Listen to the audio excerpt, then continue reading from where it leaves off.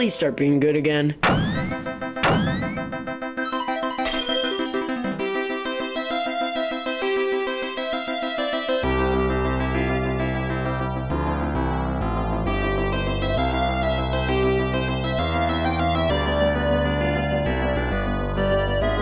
Rocket Knight Adventures was the start of a surprisingly underrated Konami franchise, which got its start on the Sega Genesis. Excuse me. The game itself was a wonderful 2D platformer, which you played as a rat with a jetpack. I'm not the fucking rat, okay? If that doesn't describe awesomeness, then I don't know what does! The controls and gameplay are all wonderful. Ignoring the slipperiness, they are perfect. Along with that, the unique jetpack mechanic adds a whole new layer of depth and strategies to reaching new areas. The stage designs are great and are always trying to change things up, which, like I said, is one of the most important things a game should strive to do. The music and graphics were wonderful. The songs are really catchy and the graphics allow really neat effects I never even thought were possible to do on the Genesis. And it helps that they're extremely vibrant and colorful. Whoever composed the music for this game hopefully got paid a ton, as it's some of the best on the Genesis. I honestly cannot believe this game isn't more commonly praised. It's challenging, exciting, appealing, and fun. My only problem is that sometimes the bosses can be really difficult and the controls are kind of slippery, but otherwise this game would be nearly perfect. Not even kidding.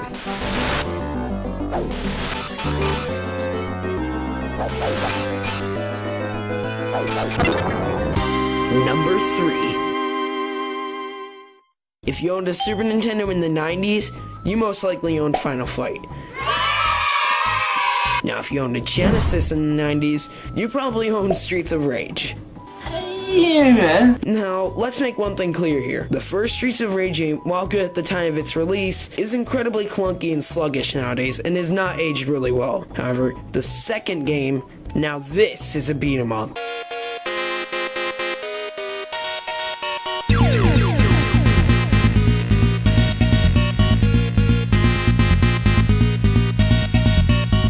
An amazing soundtrack composed by Yuzo Koshiro, and faster gameplay, action, and more, this game certainly improved upon the first one. The thing about this game is that it was the first game I ever played in this series, so by the time I was able to go back and play 1 and 3, they just felt lacking. Streets of Rage 2 brought tons to the table, including new special moves, character-specific combos, larger character sprites, longer stages, more challenging boss fights. This game is just, oh my god! Hey Anthony, didn't you already use this joke in your Rocket Knight Adventures review? Oh man, this game is just so... oh my god! Reusing jokes is fun. Oh yeah, did I mention that motherfucking soundtrack? Koshiro really knew how to take complete advantage of the Genesis sound chip, and as such, the musical score is freaking awesome. It's some of the best on the console. In this game, there's a selection of 4 characters: Axel, Blaze, Max, and Skate. My favorite character is Skate, who, despite being the weakest character, is the fastest, and is the only character who can utilize this game's new dash attacks. With its fast-paced action and great gameplay, this is a classic beat-em-up for the Genesis that no retro video game collector should ever pass up. It's one of the greats. Motherfricker.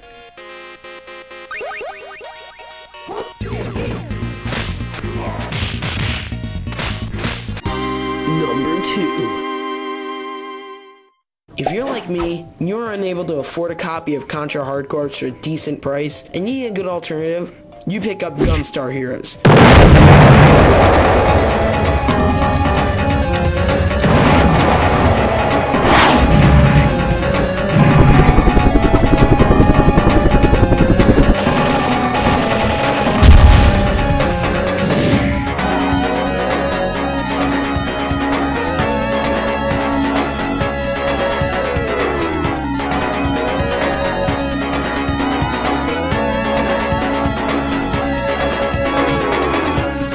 Treasure in 1994, this game was just a gem of a shoot-'em-up. In this game, you can play as 2 soldiers, red and blue, in a fun co-op adventure in an attempt to grab these 4 crystals crystals. The gameplay is silky smooth, and both moving and shooting in any direction is smooth as can be. Shooting is incredibly fun and responsive. To give you as much control as you want, they give you two types of shooting: free and fixed shot, where you can move while shooting or not move while shooting. To add on that, you are also given a bunch of really awesome melee moves, ranging from being able to throw enemies and items to being able to do a really quick and fast baseball slide. My favorite melee attack, however, is the jump attack, which besides giving you brief invincibility, also rapidly hits enemies over and over, making short work of bosses. The gameplay is really great, and combined with all the melee attacks, the weapons of choice are also amazing.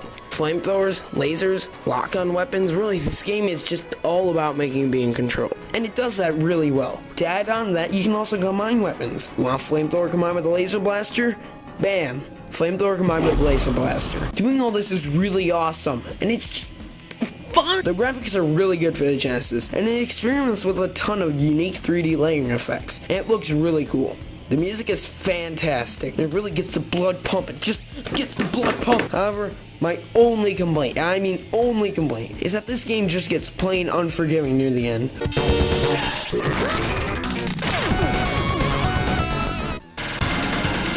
Oh, wonderful. If I die to the boss, I have to do the whole stage over again? Thanks, treasure. But seriously, never pass this game up, even if it's in crappy condition like mine. Now, this really shows the amount of care and love I give my video game, because I drop them when I'm trying to record. So here we are at number 1. If you know me at all, or just by guessing, you'd have to have come to the conclusion that a Sonic game would top the list. But which one? Sonic 1, Sonic 2, Sonic 3, Knuckles, CD, Spinball, freaking Mean Bean Machine? Which one's gonna land at the top? Well, I'm gonna tell you right now. Number 1. Sonic the Hedgehog. Oh wait, we've forgotten the honorable mentions. Well, here they are. Phantasy Star 2 for its great RPG action. Really hard though. Allowing for a Sega Genesis. Fun platformer, kinda drags a bit, kinda hard. Adventures of Batman and Robin. Great graphics but really monotonous. Ghouls and Ghosts. Really fun but really hard. And Castlevania Bloodlines. Really good, but I haven't played much of it to give a solid opinion. So yeah, number 1 for my top 10 personal greatest Genesis games is Sonic 3 Knuckles.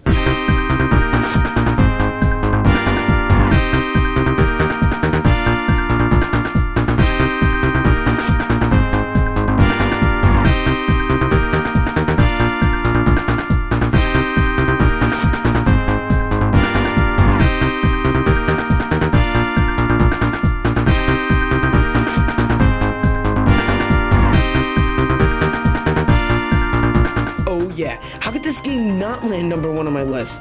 With its amazing gameplay, art direction, controls, characters, soundtrack, power-ups, and stage designs, this game is great! The way it works is that if you plug your Sonic 3 cartridge into your Sonic and Knuckles one, BOOM!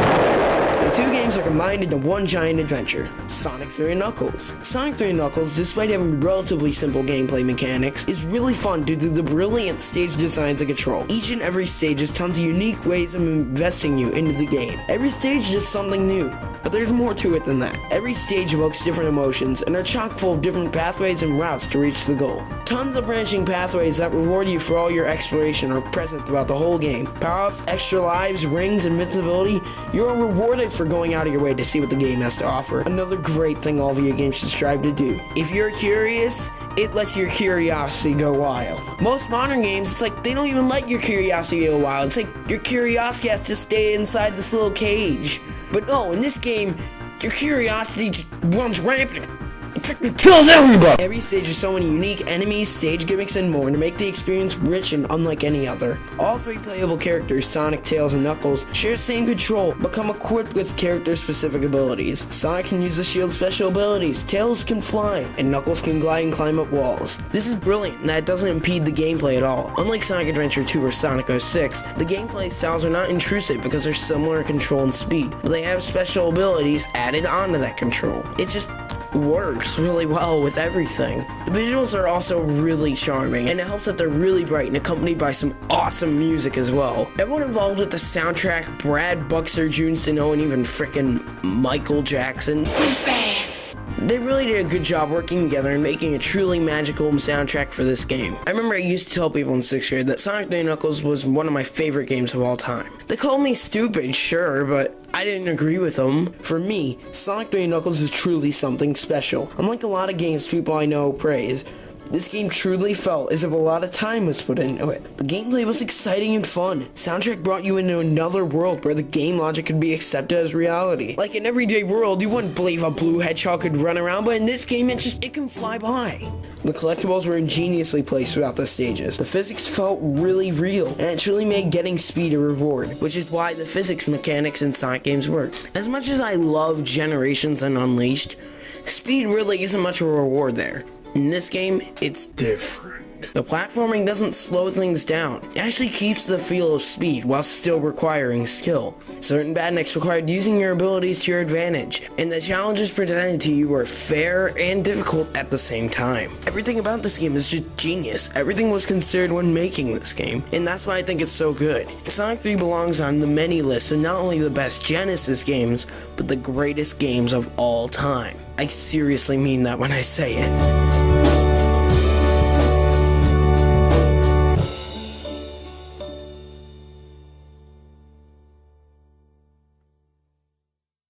Well, there you have my top 10. There you have my top 10 Sega Genesis games. The Sega Genesis, to me, is always going to be one of my favorite video game consoles. Well, I can't exactly explain it. I can explain that it had a great library of games. So, with all that said, thank you for watching. I'm gonna have to hook this up again. And I will be making more videos. Sorry about this long delay. This video took a long time to make. I've actually been working on it since the Ghouls and Ghosts review, so yeah, and it probably sucks. So